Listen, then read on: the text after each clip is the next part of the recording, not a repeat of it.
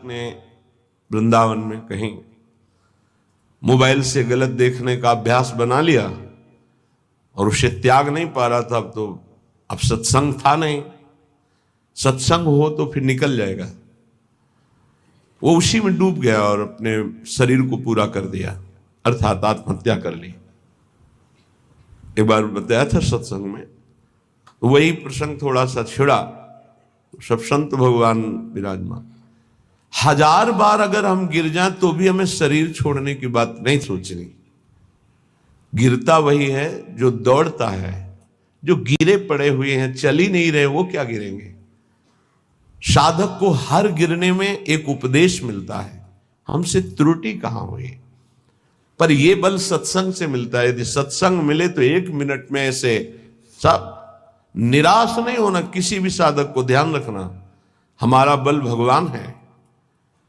कोई हम में त्रुटि है, कोई अभिमान है, कीन हो इस कभों अभिमाना, सुख हो वंचा कृपा निधाना। बहुत ये गूढ़ बात है। साधक में कहीं ना कहीं थोड़ा जितेंद्रियता का, साधुता का, दिव्यता का अभिमान हो जाता है।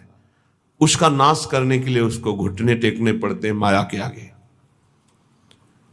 तब उसको लगता है नहीं, सर्वलोक महेश्वर भगवान ही मुझे चला रहे हैं, मेरे में कोई सामर्थ्य नहीं है। कभी ऐसी किसी के साथ घटना घट जाए तो आपको प्रायश्चित होगा, क्योंकि भक्त हैं, आपका हृदय जलेगा, दंड मिलेगा, निंदा होगी, अपमान होगा। लेकिन आपको निराश नहीं होना। आपकी परम पदवी को कोई भी बाधा नहीं पहुंचा सकता। ये ध्यान रखना, हमारे शब्द याद रखना। कभी कदम पीछे मत चलाना, आगे ही बढ़ाना। ये संसार नहीं जानता।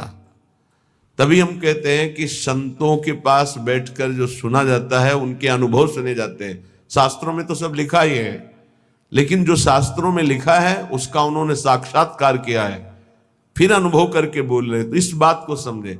1000 बार त्रुटि हो जाए, गलती हो जाए, हम ये नहीं कहते गलती करो, लेकिन 1000 बार गलती हो जाए तो भी हमें प्रभु का मार्ग नहीं छोड़ना और अपने शरीर को किसी भी तरह से बाहरी दंड नहीं देना, आंतरिक दंड देना है। उपवास के द्वारा, कम आहार के द्वारा, परिक्रमा, नाना प्रकार की तपस्या का अनुष्ठान करके भस्म कर दो अपनी वासना को और प्रभु को प्राप्त करो। शरीर छोड़ने से आत्महत्या करने वाले की वो दुर्गति होती, भूत बनता कोई भी हो, चाहे साधु वेश में चाहे गृहस्थ में हो। पक्का समझना, आत्महत्या करने वाले को भूत योनि की प्राप्ति होती है और बड़ी दुर्गति होती है उसकी। 1 बूंद पानी पीने को नहीं मिलता। पानी की प्यास की कीमत वही जानते हैं जिनको प्यास होने पर पानी नहीं मिलता। तुम क्या जानो। 1 बूंद पानी उस जीवात्मा को नहीं मिलता जो प्रेत योनि को प्राप्त होता है, तो पागल बना घूमता है। फिर किसी निकृष्ट आचरण वाले के ऊपर सवार होकर तब वो अपनी प्यास बुझाना चाहता है। इसलिए इस मार्ग में चलने वाले पथिक को इतनी हिम्मत होनी चाहिए। लोका स्वच्छंद निंदाम विंदधति यदि में किम ततो दीन दीनम। मैं दीन नहीं बनूंगा उस समय। ये हमारी बात को पकड़ना। हमारी निंदा हो रही, तिरस्कार हो रहा, अपमान हो रहा है। अगर गलती नहीं हुई तो दीन बनने की तो बिल्कुल आवश्यकता नहीं। अगर गलती हो गई तो भी दीन बनने की आवश्यकता नहीं। क्यों? क्योंकि कुश्ती लड़ने वाला ही हारता है, देखने वाले तो केवल तालियां बजाते हैं। सदैव विजयी नहीं रहता, कभी कभी दांव चूक जाता है, दोबिया पछाड़ में गिरता है। ऐसे ही हमारा युद्ध हो रहा है काम से, क्रोध से, लोभ से, मोह से, मद से, मत्सर से। ये क्या जाने, संसारी क्या जाने। मानो 30 वर्ष लड़ते हुए उसे व्यतीत हो गए, कभी घुटने नहीं टेका, लेकिन अगले मिनट में चूक हो गई और घुटने टेक दिया। अब संसार उसके पराजय की निंदा करेगा। लेकिन हम उस उपासक को सपोर्ट करते हुए हृदय से कहते हैं, कभी ने घुटने टेका, फिर खड़े हो और दौड़ प्रभु की तरफ। देख तो संसार पर विजय प्राप्त कर ही लेगा। नामे भक्ता प्रणश्यति। ये जरूरी नहीं है कि हम अपने शरीर को त्याग दें, क्योंकि ऐसे प्राय जिनको सत्संग नहीं मिलता ऐसा कर देते हैं। निष्ठावान त्रिभुवन पर विजय प्राप्त करता है। लोका स्वच्छंद निंदाम विंधतति, चाहे कोई कितनी निंदा करे तुम्हें फर्क नहीं पड़ना है, और फर्क पड़ जाता है तब जब सत्संग नहीं मिलता। ये हम आपको सत्य कहते हैं। सत्संग में बड़ी सामर्थ्य है। संतों के वचन अमोघ अमृत होते हैं। सत्संग ही बचाता है, संत वाणी ही उठाती है हमको। नहीं तो कभी कभी ऐसी दशाएं जीवन में होती हैं कि साधक निराश हो जाता है?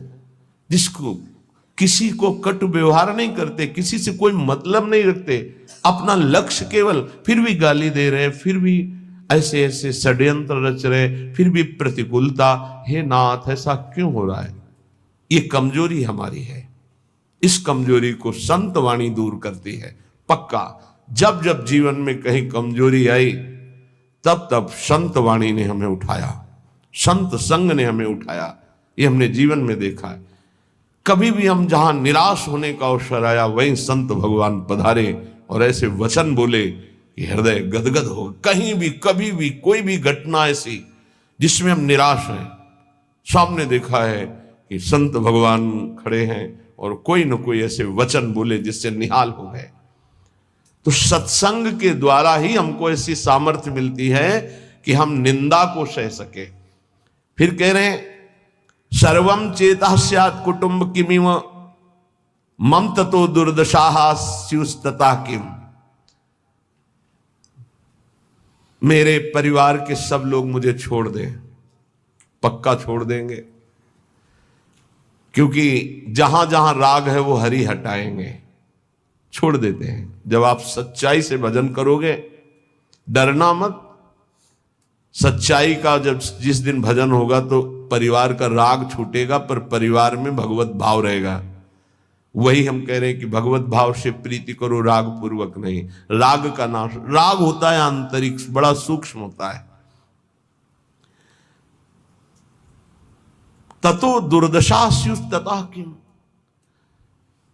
सब पूरे परिवार के छोड़ दिए, लोक में निंदा हो रही है और शरीर दुर्दशा को प्राप्त हो रहा है। ये होता है, ऐसी परिस्थिति आती है। इसी में दिव्य शरणागति का उदय होता है। दिव्य शरणागति जिसे भगवान की पूर्णता होती है, भगवान जिससे तृप्त हो जाते हैं शरणागति में, वो शरणागति इसी में होती है। लोक में निंदा हो रही, कहीं रहने का ठिकाना नहीं, कोई भी प्यार करने वाला नहीं, जिधर देखो तिरस्कार, और कोई अपना सृष्टि में कहने वाला नहीं। पूरी सृष्टि में कोई एक अपना कहने वाला नहीं। ये स्थिति आती है। स्थिति उस समय आर्त भाव से जो होता है वो शरणागति। जैसे गजेंद्र को कोई अब सहयोग देने वाला नहीं, अगले झटके में डूब जाएगा। अब याद आई हरि, अब वो शरणागति, एक सेकंड नहीं लगा, भगवान उपस्थित हो गए। हमारी बात समझना, ये शरणागति पढ़ लिख के नहीं होती, ये परिस्थिति पैदा की जाती है। जैसे अभी एक उपासक, घर बार त्यागी, वैरागी, बड़ा ही सेवक, भगवत मार्ग का पथिक, कुछ दिनों से साधारण शरीर में अव्यवस्था हुई और कल फाइनल हो गया कि गलित कुष्ठ। बहुत पुराना प्रारब्ध जागृत होता है। जैसे भीष्म जी 6 महीना बाणों की शैया पर, बाल ब्रह्मचारी, नैष्ठिक परम तप में युक्त, ऐसे ही जब हमारी भगवत प्राप्ति का योग बनता है, पक्का दिमाग में बैठा लो। कल या परसों कह रहे थे कि एकांत में सोचा करो कभी कभी कि अगर हमें कैंसर हो जाए तो, हमारी आंखें फूट जाएं तो, और कल ही आ गया रिपोर्ट कि एक साधक को गलित कुष्ठ हो गया है। ये हम इसीलिए तैयार करते हैं, जैसे आर्मी के नहीं तैयार करते कि अगर कीचड़ में फंस गए तो कैसे निकलना है, पहाड़ में फंस गए तो कैसे चलना है, कैसे आपको चढ़ना है, कैसे दौड़ना है। ऐसे ही परमार्थ की ट्रेनिंग है। आपकी किडनी फेल हो जाए तो, आपका ऐसा हो जाए तो, आपका कोई न रहे तो, आपको कई दिन भोजन न मिले तो, आपको संसार निंदा करने लगे तो, इनमें सब में परिपक्व करना ये हमारा कर्तव्य है। परिपक्व होना अपने लोगों का कर्तव्य है। अब वो साधक व्यथा तो होगी थी। गलित कुष्ठ का मतलब अभी तक तो मेरी दृष्टि में इसमें कोई भी औषधि का योग नहीं देखा था। अब नया चल पड़ा हो तो नहीं कहते, जैसे किडनी फेल होने का मतलब है मृत्यु, लेकिन अब डायलिसिस चल पड़ा है, उससे जब तक जिलाए तब तक जी सकते हैं जब तक योग है। तो कल इसी सीढ़ी पे बैठकर उसको समझा, हे कदापि शोक नहीं, क्योंकि अंतिम फाइनल श्री जी की प्राप्ति होनी है तो अनंत जन्मों के पापों का योग होता है। ध्यान रखना, जो भगवत ऐसे ऐसे नीच पाप करने वाले हैं जुकाम नहीं होता, वो ऐसा सीधा साधक है कि कभी कोई शब्द सुन पाए वो तो मुश्किल है। वो ऐसा सीधा साधक है, रात दिन अपने संयम में, और उसको गलित कुष्ठ हो। ये बड़ा विचित्र खेल है। पूर्ण धर्म से चलने वाला, पूर्ण त्यागी, पूर्ण भगवत मार्गी, इतना भी कहीं अपराध की संभावना नहीं, किसी से कोई मतलब ही नहीं, कोई जानता ही नहीं, और उसको गलित कुष्ठ। ये क्या है? अनंत जन्मों का हिसाब बराबर श्री जी के पास जाना है, श्री जी के पास जाना है। रामकृष्ण परमहंस जी के गले में कैंसर, भयानक पीड़ा का हर समय संयोग, किस लिए? अंतिम जन्म है, अब जाना है मुझे लाडली जी के पास जाना है। तो जितना हिसाब किताब है बराबर फटाफट बराबर होता है। तो संसारी आदमी डरता है, भक्ति में जो प्राप्त हो रहा है तुम क्या समझ रहे हो? हजारों बार जन्म करके मरना होता है ऐसे सड़ सड़ के, और ऐसे कुछ नहीं बिगाड़ पाएगा गलित कुछ नहीं बिगाड़ पाएगा। सभा में कह रहे कुछ नहीं बिगाड़ पाएगा। प्रारब्ध ही तो है ना, पूर्व पाप। राधा नाम से बढ़कर प्रारब्ध होता है क्या? है कुछ नहीं। कल यही सब है, कुछ नहीं। सियार नहीं पैदा होते सिंहों के सिंह ही होते हैं। हरिदास सिंह होता है। गर्जना करना हमारा कर्तव्य है। एक गर्जना में लाखों का कल्याण होता है। एक कदापि नहीं, शरीर भाव से। ऐसे संतों को देखा है, बरगदिया बाबा पैर से सड़ना शुरू हुआ, कीड़ा पड़ गया, मुख तेज में और शरीर में कीड़े, बैठे शांत भाव से, कीड़े पड़े हुए शरीर। क्या अंतिम जन्म में खत्म खेल। ये बड़े बड़े महापुरुषों के जीवन में आता है। यदि आप भगवत मार्ग में, अभी एक दो दिन पहले कहा था, यदि बैलेंस बना के चलोगे तो कोई बाधा नहीं। क्या? राधा राधा राधा राधा राधा, लड़का बच्चा परिवार भोग सामा। और जो अगर इसमें आ गए कि आपसे कुछ नहीं चाहिए, केवल आप चाहिए, फिर तो हिसाब किताब लंबा पड़ जाएगा। क्योंकि उनके गले लगने के लिए फिर कोई कर्म संस्कार नहीं बकाया रहेगा। पूर्व संचित क्रियमाण प्रारब्ध सबका विध्वंस होगा। अब विध्वंस का खेल मचेगा, तब सच्चिदानंद के गले लगोगे। तभी कहा, नारायण अति कठिन है हरि मिलन की बाट, या में पग पीछे धरे प्रथम शीश दे काट। ये आज आप जीना है तो कष्ट में जीना है, पूरे शरीर में। या सब शुरू हो गया। इसलिए घबराना नहीं है सुन करके कि भगवान की प्राप्ति का मतलब है गलित कुष्ठ रोग हो जाना, किडनी फेल हो जाना। तो और सब अमृत पी रहे हैं क्या? आप देखो अस्पताल बड़े बड़े भरे। ये आखिरी जन्म है भक्त का, इसलिए बहुत जल्दी जल्दी डॉक्टर के पास रहोगे तो डरोगे नहीं। सत्संग सुनते रहोगे ना तो तुम डरोगे नहीं तो डर जाओगे। इसीलिए जल्दी कोई श्री कृष्ण से मिलना नहीं चाहता। ये बड़े खिलाड़ी हैं। यहां लगन लगन सब कोई कहे, लगन कहा वैसो, जा लगन में तन मन डारे खोए। आपसे प्यार किया है, नरक भेजो। अब इन धमकियों से हम डरने वाले नहीं। अब आपको दौड़कर गले लगाएंगे, यही लगाएंगे। आप भी नहीं रोक सकते। बोले इतना गरज कर कैसे बोल रहे हो? गुरु ने मंत्र दिया है हमको इनको वश में करने का। ये जो मंत्र है जानते हो, इसे क्या कहते हैं? निज मंत्र। निज मंत्र, वो मंत्र जैसे हाथी को अंकुश वश में कर लेता है, ऐसे हरि को मंत्र वश में कर लेता है। गुरु मेहरबान हो गए तो चेला पहलवान हो गया। अब हरि भी नहीं रोक सकते अपने मिलने से, अब हरि भी नहीं रोक सकते अपने मार्ग में। क्यों? गुरु ने। हाँ बस गुरु केवटिया से मिले रहना, कुछ लेना न देना, मगन रहना, निश्चित पार हो जाओगे। सुना था एक राधा कुंड के भगवान संत की चर्चा में कि गलित कुष्ठ आया, कहा 12 वर्ष का। हाँ, तो अपने लोगों के पास ले आएगा, अपने लोगों के पास ऐसे आता है, पूरा आके चढ़ बैठा। और जब चढ़ बैठा है तो राधा के लिए कुंज का स्वरूप वो जानता नहीं है, स्वागत उसका बढ़िया होगा, कुछ नहीं होगा, देख लेना। हम क्या कह रहे हैं? कुछ नहीं होगा, देख लेना।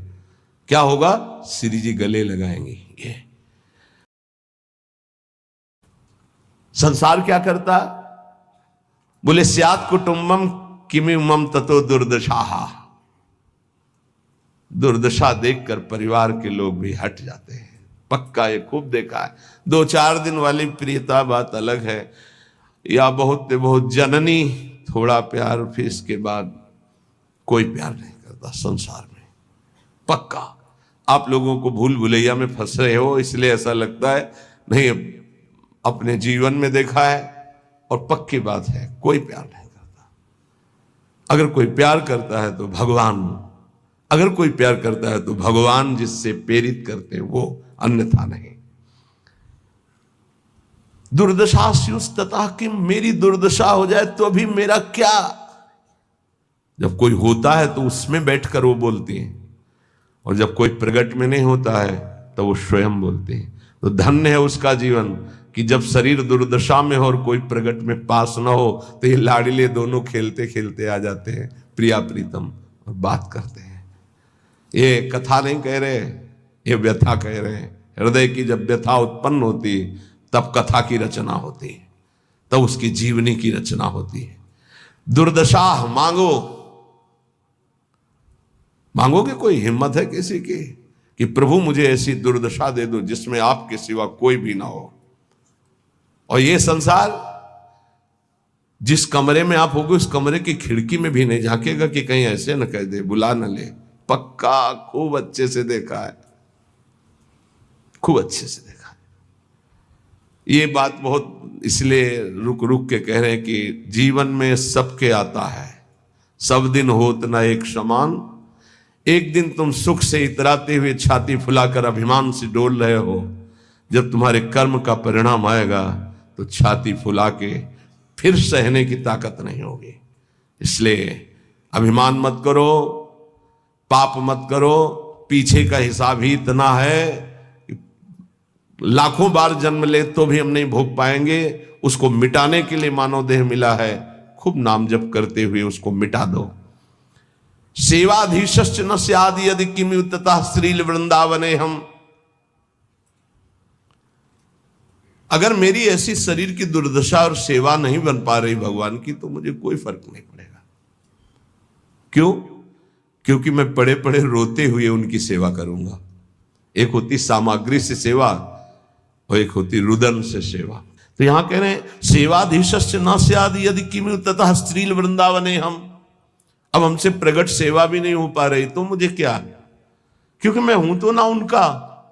ये देखो, ये हिम्मत, ये निष्ठा बहुत जरूरी है। ये इसलिए कि आज आप स्वस्थ हैं, आप परिक्रमा दे सकते हैं, सेवा कर सकते हैं, कल ऐसी भी स्थिति आ सकती तो क्या।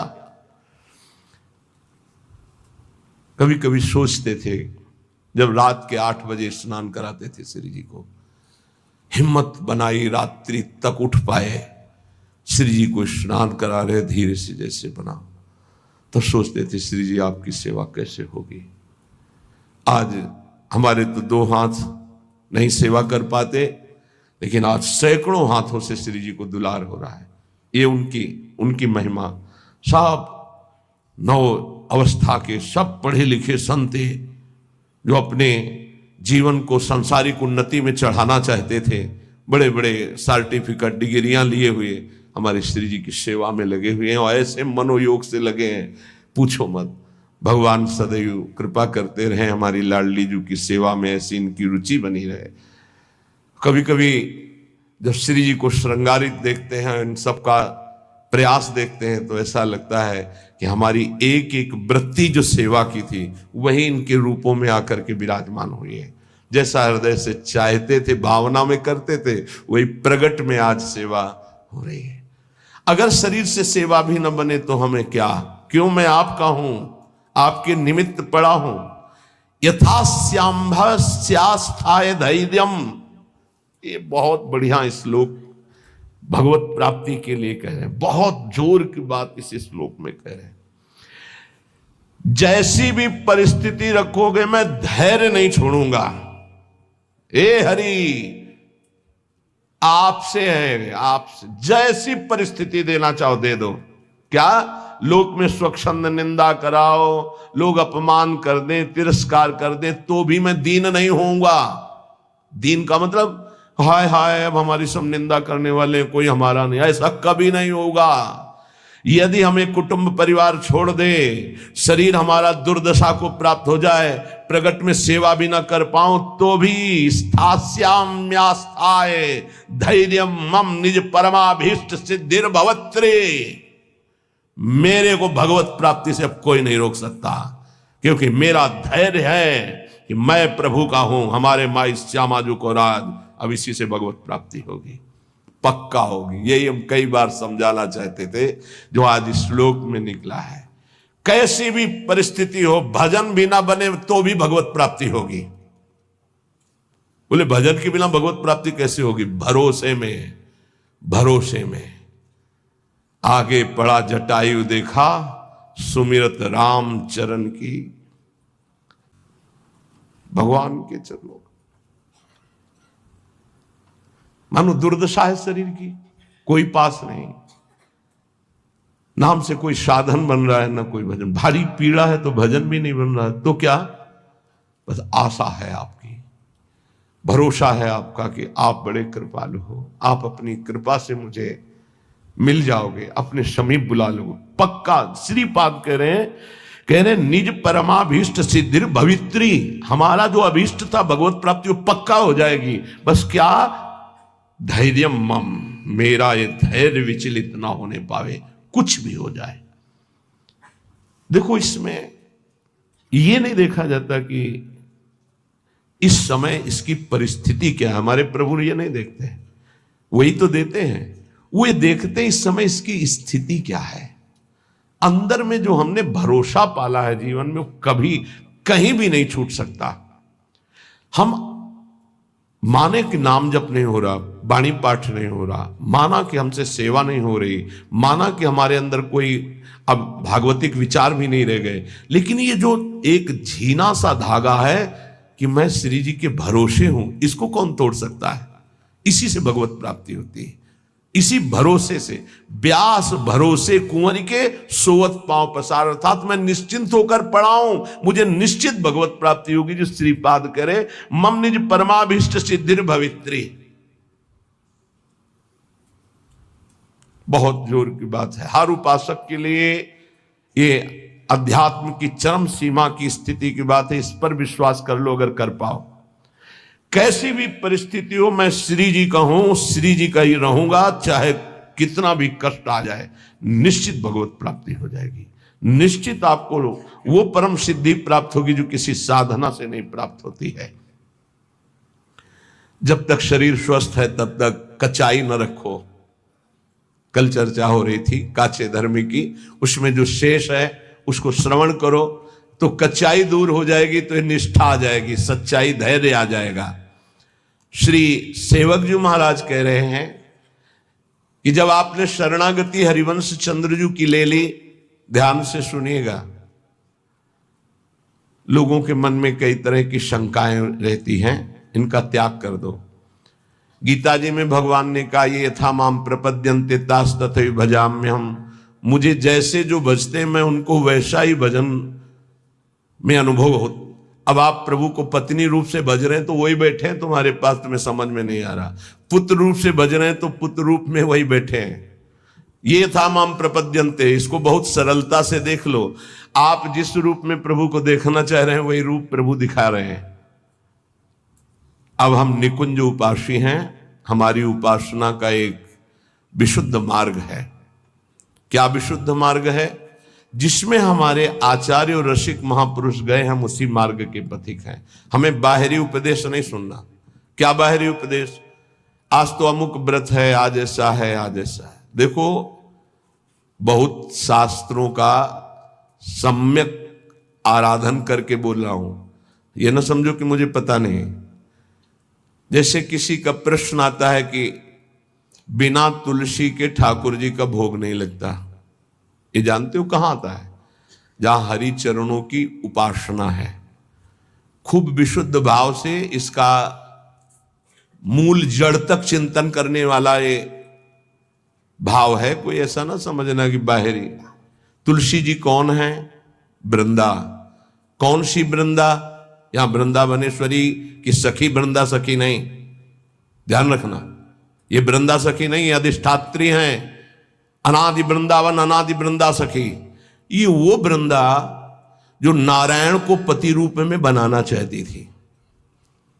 तो देवर्षि नारद जी आए और कहा, देवी नारायण को ऐसे तुम पति रूप में नहीं बना पाओगे, पहले तुम्हारे पातिव्रत धर्म की परीक्षा होगी। बोले देने के लिए तैयार हूं। बोले एक व्रत तुम्हारा पातिव्रत यदि पास हुआ तो नारायण तुम्हें पति रूप में प्राप्त होंगे। बोले तथास्तु, आप हमें बोलिए किसके साथ मैं अपनी आराधना का स्वरूप प्रकाशित करूं। तो उनका जालंधर राक्षस, इसको पति बनाना होगा और तुम्हारे पातिव्रत से त्रिभुवन में पता चलना चाहिए कि तुम्हारी जैसी कोई सती और पतिव्रता नहीं। बोले जैसा आप आदेश करेंगे। ऐसा जालंधर राक्षस पति रूप में वर्ण किया और ऐसा सतीत्व तो पूरा चरित्र है, त्रिभुवन में कोई उसका बाल बांका भी नहीं कर पाया। सती वृंदा के पवित्र चरित्र और उनकी उपासना के कारण भगवान शंकर आदि बड़े बड़े देवताओं ने दिव्यास्त्रों का प्रयोग किया, जालंधर का कुछ नहीं बिगड़ पाया।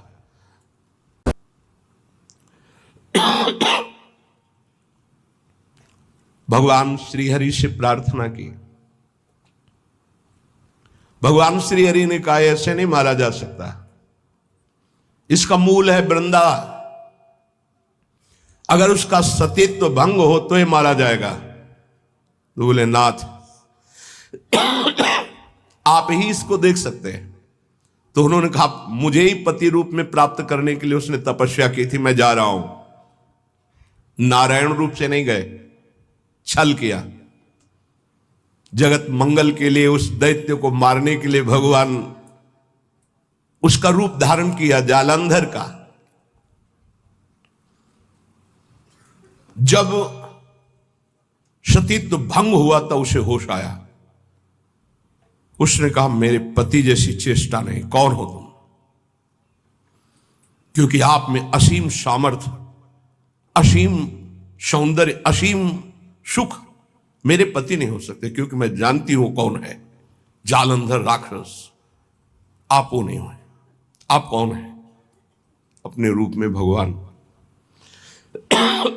तो उन्होंने कहा माना कि आपके लिए ही तप कर रही थी, लेकिन इस समय मेरा पति जालंधर, अब मैं मानती हूं मारा जाएगा क्योंकि मेरा तप नष्ट हुआ। तो मैं आपको शाप देती हूं, आप पाषाण रूप हो जाएं।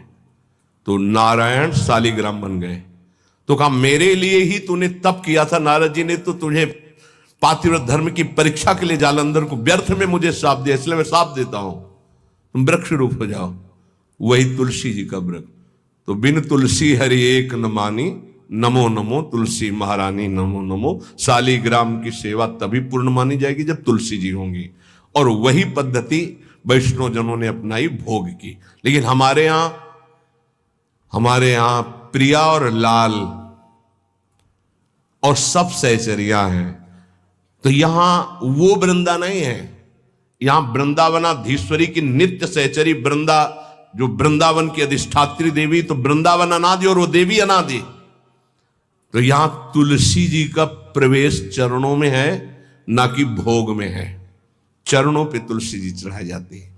और यहां महारानी की जय बोली जाती है और किसी की जय नहीं बोली जाती कि आज अमुक व्रत की जय, अमुक नहीं। यहां मेरी महारानी श्री राधा रानी जाके बल में सबसों तोरी लोक वेद कुल कानी। ये वृंदावन है, ये वृंदावनाधीश्वरी प्रेम रंग को प्रदान करने वाली, लाल को अधीन करने वाली महान, जिनकी चरण रज में अनंत शक्ति विराजमान, उन स्वामिनी की शरणागति है।